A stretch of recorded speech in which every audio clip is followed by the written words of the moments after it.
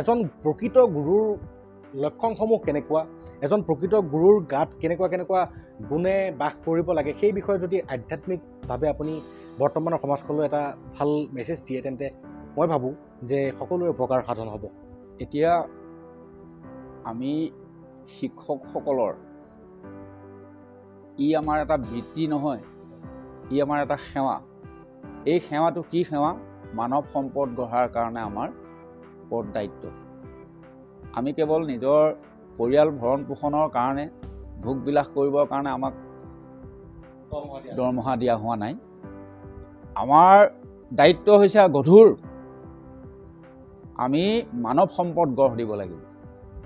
গতিকে মানৱ সম্পদ গঢ় দিবলৈ যাওঁতে যেনেকৈ এটা কমাৰৰ শালত কমাৰজন যদি জ্ঞান থকা কমাৰ নহয়, লোহাৰ বিষয়ে যদি নেজানে, কোনটো ভাল লো কোনটো বেয়া লো সেই বিষয়ে যদি নেজানে, কেৱল আকৃতিটো দিলেই নহ'ব।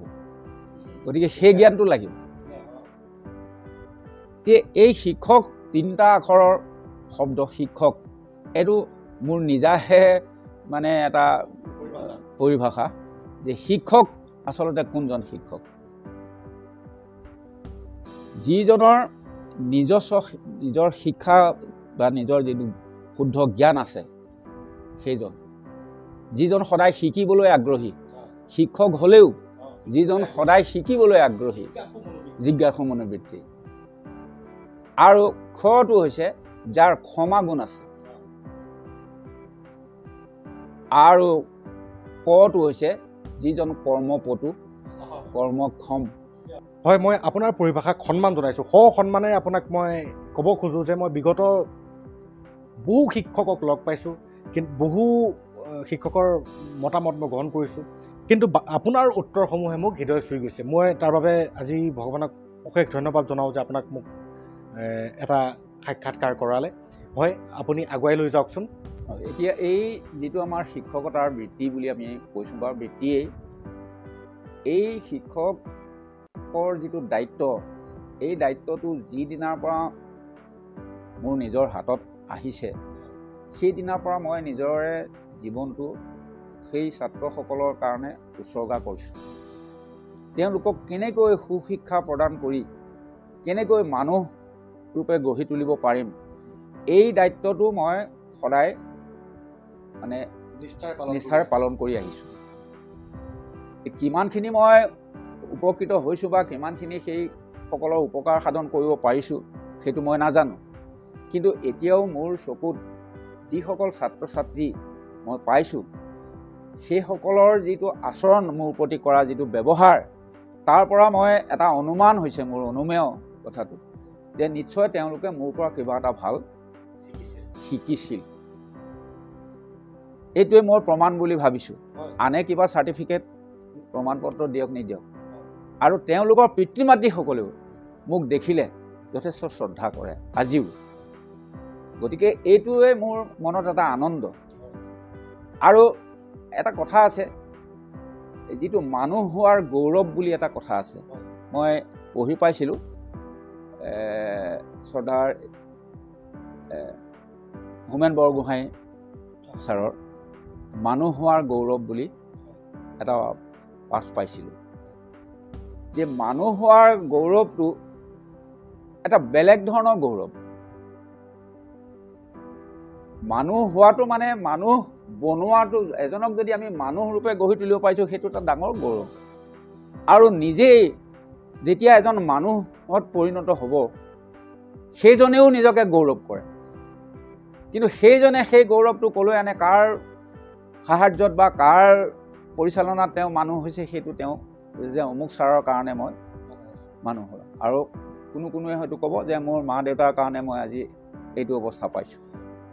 এইটো নিশ্চয় সেই পিতৃ মাতৃ সেইসকলোতো গুৰু, সেইসকলক দিছে, আৰু নিজেও যিটো সুখ অনুভৱ কৰিছে, গৌৰৱ অনুভৱ কৰিছে, সেইটো তেওঁ কৰিছে, আৰু শিক্ষাগুৰুকো সেইটো অনুভৱ তেওঁ ব্ৰেকত কৰিছে। গতিকে এইখিনি কথা আমি সম্পূৰ্ণ এখন সুস্থ সবল, এখন নৈতিকতাপূৰ্ণ, এখন সংস্কৃতিবান সমাজ গঢ়িবৰ কাৰণে আমাৰ এটা কথা আছে যিটো কথা হৈছে যাক কোৱা হয় সংস্কৃতি। সংস্কৃতিটোৱেই মানুহৰ জীৱনটোৱেই সংস্কৃতি। মানুহৰ জীৱনটো এটা সংস্কৃতি। এই সংস্কৃতিত আন এটা বস্তু আছে ধৰ্ম,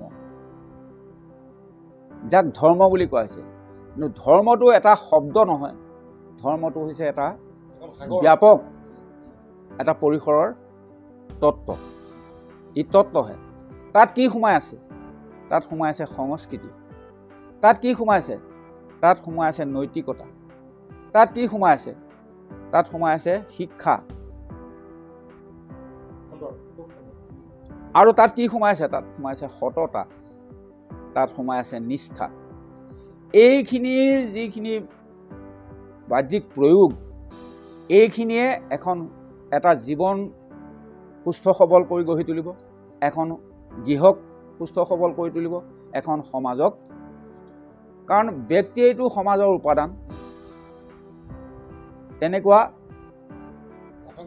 অসংখ্য ব্যক্তিৰ লগ লাগি এখন সমাজ হৈছে। গতিকে এখন সুস্থ সমাজ, সবল সমাজ গঢ়িবলৈ হ'লে আমাৰ যিসকল তাৰ উপাদান ব্যক্তি, সেই ব্যক্তিসকল আমি সকলো দিশৰ পৰা সংস্কৃতিবান হ'ব লাগিব, আধ্যাত্মিক জ্ঞান পুষ্ট হ'ব লাগিব, তেতিয়াহে এখন সুস্থ সমাজ হ'ব। সমাজটো বহুতৰে আছে, জন্তুৰো আছে। আৰু এনেইতো আমাৰ কোৱা হয় যে man is a social animal, কিন্তু এনিমেলতহে ধৰিছে। কাৰণ কুকুৰেও লগ লাগি থাকে, শিয়ালেও এটাই হোৱা দিয়াৰ লগে লগে গোটেইবিলাক শিয়ালেই হোৱা দিয়ে। গতিকে সিহঁতৰো সমাজ আছে, চোৰৰো সমাজ আছে, নহয়নে? আজি নিচাসক্ত মদ খোৱা সকলৰো সমাজ আছে। সমাজ প্ৰত্যেকেই সমাজবিহীনভাৱে কোনো জীয়াই থাকিব নোৱাৰে। কিন্তু আমাক কি সমাজ লাগিব? সেইখন কেনেকুৱা সমাজ হ'ব লাগিব? যিখন সমাজ ভগৱন্তই দিছে, যিখন সমাজ গঢ়িবৰ কাৰণে ভগৱন্তই এই মানৱ দেহটো সৃষ্টি কৰি পঠিয়াইছে, যিখন সমাজে তেওঁক চিনি পায়, সেইখনেই হ'ল প্ৰকৃত মানৱ সমাজ, য'ত মানৱীয়তা আছে, য'ত মানৱীয় প্ৰমূল্যবোধ আছে, য'ত নৈতিকতা আছে। তেতিয়াহে সি সুস্থ সমাজ হ'ব। উশৃংখল এটা জীৱনে কেতিয়াও কিন্তু সমাজত প্ৰতিষ্ঠা লাভ কৰাটো দূৰৰ কথা, তাৰ নিজৰ ব্যক্তিগত জীৱনৰ যিটো অনিষ্ট, সেইটো 100% অনিবাৰ্য। খুব ভাল লাগিছে ছাৰ আপোনাৰ উত্তৰখিনি পাই পেলাই। মোৰ এটা ইনচিডেণ্ট মনত পৰি গ'ল। মই এদিন এখন কিতাপ পঢ়ি আছিলোঁ। এজন খুবেই জ্ঞানী ব্যক্তি, ছাৰ ৱাল্টাৰ স্কট নামৰ এজন খুবেই জ্ঞানী ব্যক্তি আছিলে। যদিহে ছাৰ ৱাল্টাৰ স্কট কোনো এখন দেশত পৰিভ্ৰমণ কৰিবলৈ যায়, তেন্তে সেই দেশৰ প্ৰধানমন্ত্ৰী, ৰাষ্ট্ৰপতি গৈ পেলাই তেখেতক সেই এয়াৰপৰ্টৰ পৰা স্বাগতম জনাই লৈ আহে। ইমানেই নেতৃত্ব প্ৰধান ব্যক্তিত্বৰ গৰাকী আছিলে। আৰু সেই ছাৰ ৱাল্টাৰ স্কটে কৈছিলে যে মই গোটেই পৃথিৱী ঘূৰিলোঁ, বহুত ডাঙৰ ডাঙৰ মানুহ লগ পালোঁ, কিন্তু গাঁৱত বাস কৰা অচলা মানুহসকলৰ দৰে নৈতিকতাপূৰ্ণ, আধ্যাত্মিক জ্ঞানেৰে পৰিপুষ্ট ব্যক্তি মই ক'তো দেখা নাপালোঁ। আৰু হয় ছাৰ, মই আজি বিগত বহুত দিন প্ৰফেচৰসকলক হওক বা ইউনিভাৰ্চিটি লেভেলৰ প্ৰিন্সিপালসকলে হওক বা তেনেকুৱা বহুত ডাঙৰ ডাঙৰ ব্যক্তিৰ মই সাক্ষাৎকাৰ গ্ৰহণ কৰিবলৈ সক্ষম হৈছোঁ। কিন্তু তথাপিও মোৰ আজি নাজানো কিয় আপোনাৰ পৰা মই যিখিনি জ্ঞানেৰে পৰিপুষ্ট হ'ব পাৰিছোঁ বা বৰ্তমান সমাজখনলৈ আপুনি যিকেইটা মেছেজ দিছে, সেই মেছেজখিনি পালন কৰি পেলাই তেওঁলোকে যিটো এটা পজিটিভিটি পাব, মোৰ সঁচাকৈ গৌৰৱ অনুভৱ কৰিছোঁ যে আজি আপোনাৰ লগত কৰা বাৰ্তালাপসমূহৰ দ্বাৰা মই সঁচাকৈ উপকৃত হ'ম আৰু সঁচাকৈ উপকাৰ সাধন হ'ব বুলি মই অনুভৱ কৰিব পাৰিছোঁ। বাৰু যি নহওক, মই গৈ অন্তিমটো মোৰ মনৰ কথা আপোনাক সুধিবলৈ আহিছোঁ, যিটো মই সকলোকে সুধি আহিছোঁ যে আপোনাৰ গোটেই জীৱনজোৰা প্ৰতিজন মানুহৰে জীৱনৰ এটা মূল মন্ত্ৰ থাকে। আৰু যিহেতু আপুনি জীৱনৰ শেষ বেলিকা পাইছেগৈ, গতিকে আপোনাৰ সেই মূল মন্ত্ৰটো আমাক আপুনি বৰ্তমানৰ প্ৰজন্ম বা আপোনাৰ পুত্ৰ হিচাপে গণ্য কৰি সেই মূল মন্ত্ৰটো মোলৈ বা মোৰ দ্বাৰা বৰ্তমান সমাজখনলৈ যদি দিয়াব বিচাৰে, তেন্তে মই ভাবোঁ যে বৰ্তমান সমাজৰ বহুকেইজন ব্যক্তিৰ বা সকলোৰে উপকাৰ সাধন হওক বুলি মই আপোনাৰ জীৱনৰ মূল মন্ত্ৰটোক মই উত্তৰাধিকাৰী সূত্ৰে আজি আপোনাৰ পুত্ৰ হিচাপে মই আপোনাৰ পৰা বিচাৰিছোঁ সৰ্বহিতাৰ্থে। এতিয়া যিটো কথা তুমি কৈছা, মূল মন্ত্ৰ বুলি ক'বলৈ গ'লে মোৰ মূল মন্ত্ৰটো এটাই, মোৰ জীৱন সম্পৰ্কে যিটো ধাৰণা মোৰ মানে হৃদয়ত আছে বা মই যিটো পাইছোঁ এটা বয়সৰ পৰা, আমি প্ৰত্যেকেই এখন ঠাইৰ পৰা আহিছোঁ। সেই ঠাইখন ক'ৰ? ক'ত আছে সেই ঠাইখন অকণমান গধুৰ হ'ব তত্ত্বটো আৰু আমাৰ যি শাস্ত্ৰ অধ্যয়ন বৰ্তমানে ব্যাপক হাৰত হৈ আছে অধ্যয়ন হৈ আছে কিন্তু তাত হয়তো তত্ত্ব উপলব্ধি কৰাৰ যিটো প্ৰয়াস বা তত্ত্ব উপলব্ধি কৰাৰ যিটো চেতনা সেই চেতনাটোৰ হয়তো কিবা অকণমান মানে তাৰতম্য হৈ আছে কাৰণে এনে কথাবিলাক মানুহে উপলব্ধি কৰিব পৰা নাই যে আমি আহিছোঁ যাক আমাৰ হিন্দু দৰ্শনত মহাপুৰুষ শ্ৰীমন্ত শংকৰদেৱ গুৰুজনাই স্পষ্টকৈ দি গৈছে ভাগৱত শাস্ত্ৰত বা অন্য শাস্ত্ৰও তেওঁৰ আছে সেইসমূহ দশম কীৰ্তন আৰু ঘোষা শাস্ত্ৰত মাধৱদেৱে স্পষ্টকৈ কৈছে এইখিনি আমি অকণমান চাব লাগিব কাৰণ আমাৰ আধ্যাত্মিক জ্ঞান আহৰণৰ ক্ষেত্ৰ হৈছে সেইসমূহ যিসমূহত থোপ খাই আছে সেইসকলৰ মহান মহান বাণী যে আমি প্ৰত্যেকেই বিচ্ছুৰিত একোটা ৰশ্মি অংশ যেনেকৈ সূৰ্যৰ পৰা বিচ্ছুৰিত অগণন ৰশ্মিয়ে পোহৰ আলোকিত কৰিছে এই পৃথিৱীখন ধৰাধাম ঠিক তেনেধৰণে আমি এটা পৰম জ্যোতিৰ পৰা আমি প্ৰত্যেকে বিচ্ছুৰিত হৈ আহিছোঁ সেই জ্যোতিটো যাক আমি নাম দিছোঁ ভগৱান বা পৰমাত্মা পৰমাত্মা হৈছে যাৰ পৰা আমি চিটিকি আহিছোঁ আৰু আমাৰটো হৈছে আত্মা মানে আমি সেই পৰমাত্মাৰে অংশ ভিতৰতে আছে গতিকে মোৰ ভিতৰতে যেতিয়া পৰমাত্মাৰ অংশ আছে মই ভগৱানক বিচাৰি বাহিৰত ঘুমুটিয়াই ফুৰি লাভ আছে কিবা সেইটোৱে হ'ল আচল কথা হয় এইকাৰণে আমাক শাস্ত্ৰত গুৰুজনাই দিছে ভাগৱত শাস্ত্ৰ সমস্ত ভূতৰে মই আছো হৃদয়ত তত্ত্ব নপাই মূঢ়জনে খোজে বাহিৰত মানে মই প্ৰত্যেকৰে হৃদয়তে আছো মই নহ'লে কোনো নাই আৰু যি আছো মইহে আছো এইবিলাকতো ক্ষণস্থায়ী বিনাশী এই দেহাটো থাকিব নেকি মোৰ এই দেহাটো থাকিব নেকি বোলে কিমান দিন গ'ল বোলে 100 বছৰ গ'ল 100 বছৰৰ পিছত হ'লেও মোৰ অন্তৰটো আহিবই আজি এই বাল্বটো জ্বলি আছে ফেনখন ঘূৰি আছে কিহৰ তাৰ শক্তিটো কি সেই শক্তিটোৱে হৈছে ভগৱন্ত যি আমাক আজি চলাই আছে আৰু আমি আমাৰ যেতিয়া জীৱন বন্তি নিৰ্বাপিত হ'ব তেতিয়া আমি যাব লাগিব সেই পৰমাত্মাৰ কাষলৈ কিন্তু যদি তেওঁ আমাক যি উদ্দেশ্যৰে যি লক্ষ্যৰে সৈতে আমাক সৃষ্টি কৰি ইয়াত পৃথিৱীত পঠালে সেইখিনি উদ্দেশ্য সাধন যদি আমাৰ নহয় তেনেহ'লে কিন্তু আমি সেই স্থান নাপামগৈ আমাৰ গন্তব্যস্থল এজন ইংৰাজ লোক তেওঁক মই নামটো পাহৰিছোঁ তেওঁ কৈছিলে যে you are the creator of your own destiny তোমাৰ যিটো গন্তব্যস্থল লক্ষ্য সেই লক্ষ্যত উপনীত হ'ব পৰাৰ কাৰণে যিখিনি সুবিধা কৰিব লাগে সেইখিনি তুমিহে কৰিবা নিজে কৰিব লাগিব বেলেগে কৰি দিব নোৱাৰে গতিকে আমাক এতিয়া কি দিছে যে ভগৱন্তই যদিও এইটো হয়তো কোনো লোকে ক'বও পাৰে যে এইটো ধৰ্মভীৰুসকলৰ এটা মানে বাক্য বা মন্তব্য মই কিন্তু তেনেকৈ নাভাবোঁ যিহেতু মোৰ ধৰ্মত গভীৰ বিশ্বাস আছে আস্থা আছে আৰু এই আমাৰ প্ৰত্যেকৰে এজন সৃষ্টিকৰ্তা আছে আমাৰ প্ৰত্যেকৰে এজন পালনকৰ্তা আছে আমাৰ সংহাৰকৰ্তা আছে সময়ত আমাক সংহাৰ কৰিব তেওঁ যদি কিবা আমাক হ'বলৈ দিয়া নাই বা তেওঁক যদি আমি মানি লোৱা নাই তেওঁৰ আজ্ঞা বাণী যদি আমি মানি লোৱা নাই তেনেহ'লে আমি ভবাটো কিন্তু আমি প্ৰতিফলিত কৰিব নোৱাৰোঁ তেওঁৰ কৃপা যদি আমি যাক কৃপা বুলি কোৱা হৈছে সেই কৃপা যেতিয়ালৈকে আমি নাপাম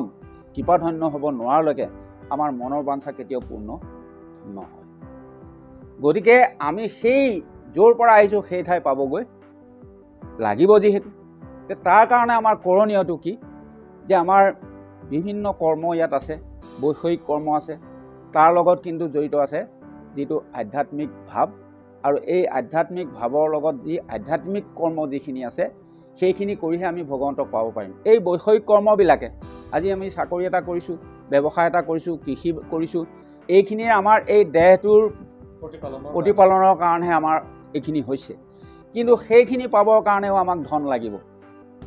সেই ধনটো হৈছে পৰম ধন বুলি যাক শাস্ত্ৰই কৈছে। সেই ধনটো আমি আৰ্জন কৰিব লাগিব। সেই ধনটো আৰ্জন কৰিব নোৱাৰালৈকে কিন্তু আমি সেই ঠাই আকৌ পাব নোৱাৰিম। আমি পশুতুল্য এটা জীৱন অতিবাহিত কৰি শেষত আমি মৃত্যুটোকটো প্ৰত্যেকেই স্বীকাৰ কৰিবই লাগিব। মই যিমান ধনৱান নহওঁ, মই যিমান বিদ্যাৱন্ত নহওঁ, মই যিমান সুন্দৰ নহওঁ, নহয়নে? কাৰণ সেইটোকে কৈছে যে সুন্দৰৰ আৰাধনা জীৱনৰ খেল। সুন্দৰ কোন? যিজন চিৰ সুন্দৰ, সেই প্ৰভু ভগৱন্তৰ বাহিৰে চিৰ সুন্দৰ কোনো নাই। আমাৰ এই সৌন্দৰ্যবিলাক ক্ষণস্থায়ী, ই ক্ষন্তেকৰ কাৰণে জ্বলিল আকৌ নুমাই গ'ল। কিন্তু সেই সুন্দৰৰ আৰাধনাটোৱে আমাৰ জীৱনৰ খেলা হ'ব লাগে, মানে আমাৰ মূল মন্ত্ৰ হ'ব লাগে। আৰু লগতে আমি এইটো হ'বৰ কাৰণে আমাৰ যিখন অন্তৰ বুলি কোৱা হৈছে, যাক হৃদয় বুলি কোৱা হৈছে, সেই হৃদয়খন আমি সুন্দৰ কৰিব লাগিব প্ৰথমতে। সেইটোকে কৈছে সত্যম শিৱম সুন্দৰম। ইয়াত আমাৰ আনন্দ থাকিব লাগিব। আনন্দটো কেনেকুৱা আনন্দ? মই নিজেই আনন্দ লাভ কৰিলেই নহ'ব। আজি বিভিন্নজনে বিভিন্ন ফালৰ পৰা আনন্দ উপভোগ কৰিব পাৰে, কিন্তু সেই আনন্দটো আনৰ কল্যাণদায়ক হ'ব লাগিব। যিটো আনন্দই আনক আনন্দ দিব নোৱাৰে, আনৰ কল্যাণ সাধিব নোৱাৰে, সেই আনন্দটো কিন্তু মোৰ ব্যক্তিগত আনন্দটো কিন্তু আনন্দ নহয়, সেইটো মোৰ ধ্বংসৰহে কাৰণ। বহুতেই সাৰুৱা মন্তব্য দিলে ছাৰ, মই বহুতেই নিজকে ধন্য মানিছোঁ আপোনাৰ সাৰুৱা মন্তব্যসমূহ পাই। মোৰ এনেকুৱা লাগিছে যে মোৰ হৃদয়ৰ কথাসমূহ আজি আপোনাৰ দ্বাৰা প্ৰকাশিত হৈ আছে। মই সৰুৰে পৰা আধ্যাত্মিকতাৰ লগত জড়িত, আৰু আধ্যাত্মিকতাৰ লগত জড়িত হৈ পেলাই মই নিজকে কিছুমান চেতন শক্তি জাগি উঠা যেন পাওঁ। গতিকে যিকোনো এটা পৰিস্থিতি দেখিলে গম পোৱা যায় যে সেই পৰিস্থিতিটো কাৰ দ্বাৰা উদ্ভৱ হৈছে, কিহৰ কাৰণে উদ্ভৱ হৈছে, কোন তাৰ বাবে জগৰীয়া, প্ৰকৃতাৰ্থত কোন তাৰ জগৰীয়া। গতিকে ছাৰ, আধ্যাত্মিকতাৰ জ্ঞানে যে এজন মানুহক পূৰ্ণাংগ ৰূপত বিকাশত যে সহায় কৰে, আপোনাৰ পৰা জানি বহুতেই ভাল লাগিলে। আৰু মই সদায় কৈও আহিছোঁ দৰ্শক ৰাইজ, আপোনালোকৰ যদি মোৰ ভিডিঅ'সমূহ নিয়মীয়াভাৱে কোনোবাই মোৰ ভিডিঅ'সমূহক চাই, তেন্তে নিশ্চয় জানিব যে আধ্যাত্মিকতাক মই সদায় প্ৰাধান্য দি আহিছোঁ। আনকি মই এভৰিথিং ইজ চাইক'লজি বুলি এটা চিৰিজো কৰি আছোঁ, যিটোত অকল আধ্যাত্মিক জ্ঞান বা সেই ভাগৱত গীতাখন চৰ্চাৰ মোৰ মূল উদ্দেশ্য। ভাগৱত গীতাখন চৰ্চা কৰাৰ আগমুহূৰ্তত সকলো আধ্যাত্মিকভাৱে পুষ্ট হ'ব লাগিব, তেতিয়াহে ভাগৱত গীতাখন আপোনালোকে হজম কৰিব পাৰিব। আদাৰৱাইজ এনেই দেখাক দেখি কুকুৰে কোৱা একাদশীৰ দৰে ভাগৱত গীতাখনটো সকলোৱে পঢ়ে, কিন্তু তাক অনুধাৱন কৰিব সকলোৱে নোৱাৰে। গতিকে মই আপোনালোকক আধ্যাত্মিকভাৱে পৰিপুষ্ট কৰিবৰ বাবে এনেকুৱা আমাৰ সমাজতে লুকাই থকা মহান বুলি ক'ব লাগিব। এওঁলোকৰ সেই মনোবৃত্তিসমূহ মহান, এওঁলোকৰ আদৰ্শসমূহ মহান। গতিকে এওঁলোকৰ আদৰ্শ, এওঁলোকৰ চিন্তাধাৰাসমূহক আজি মই লৈ আপোনালোকলৈ প্ৰেৰণ কৰিবলৈ চাইছোঁ, যাতে আপোনালোকো উপকৃত হওক ইয়াৰ পৰা। বাৰু যি নহওক, যিহেতু সময়ৰ এটা সীমা থাকে, গতিকে আজিলৈ মই বন্ধুসৱ আপোনালোকৰ পৰা আৰু ছাৰ আপোনাৰ পৰা বিদায় লৈছোঁ। নমস্কাৰ। ধন্যবাদ। মোৰ পুত্ৰসমূহ সুমন দাস, উদীয়মান যুৱক, তুমি যিটো প্ৰচেষ্টা হাতত লৈছা এইটো যথেষ্ট প্ৰশংসনীয়। বৰ্তমান সময় উপযোগী, সমাজখনক এটা সুশৃংখল অৱস্থালৈ আনিবৰ কাৰণে এনেকুৱা সচেতন ব্যক্তিসকলৰ প্ৰয়োজন। আজি এইটো তোমাৰ প্ৰচেষ্টা ভগৱন্তই ইয়াত এটা পূৰ্ণাংগ ৰূপ দিব।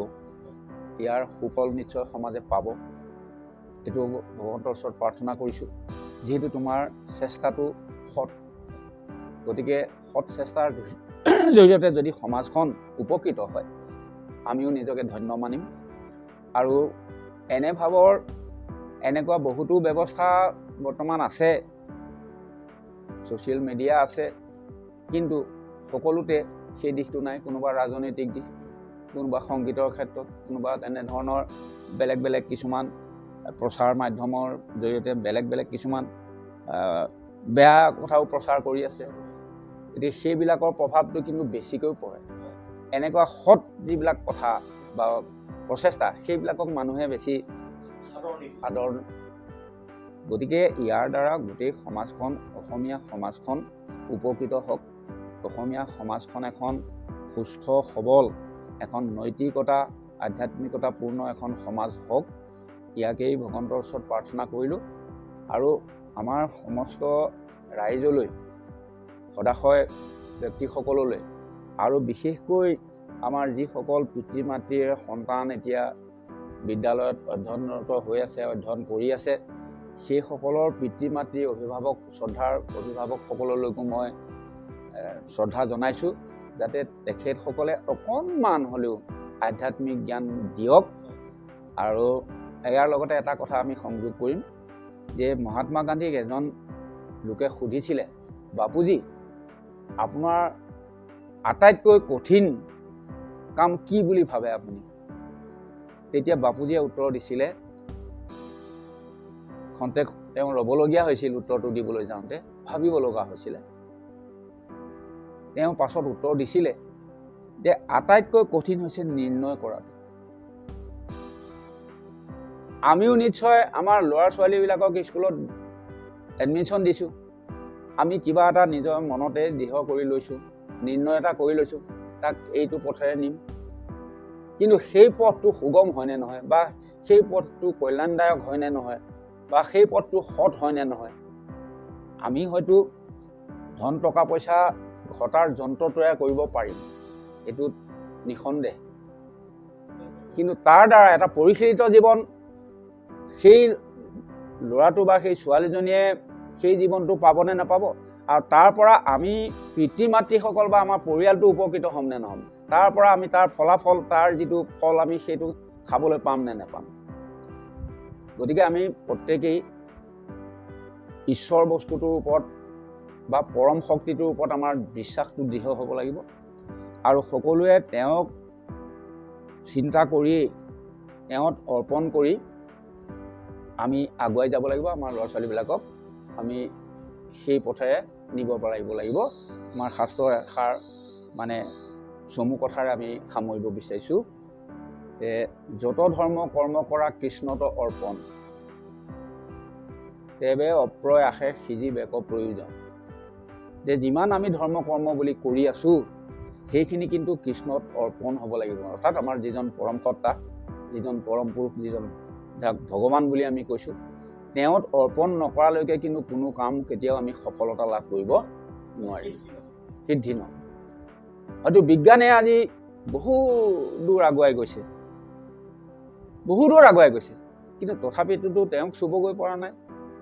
কিন্তু এই তেওঁৰ যিটো ধাৰণা সেইটো কোনে দিছে আমাক? দৰ্শনে।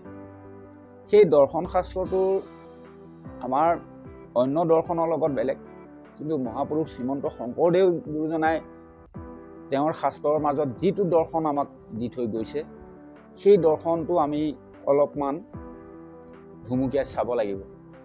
তেতিয়া আমি দেখা পাম যে আমাৰ কৰণীয় কি, আমাৰ পথ কি, এইখিনি। গতিকে ইমানখিনিকে ক'লোঁ। তোমাৰ প্ৰচেষ্টা সফল হওক, জীৱনত সফলতা লাভ কৰা, এজন সমাজৰ সংস্কাৰক হিচাপে, সমাজখনৰ গঢ়োতা হিচাপে তোমাৰ সকলো দিশতে ভগৱানে সহায় কৰক, এইখিনিকে তোমাক কৈ কৃষ্ণ।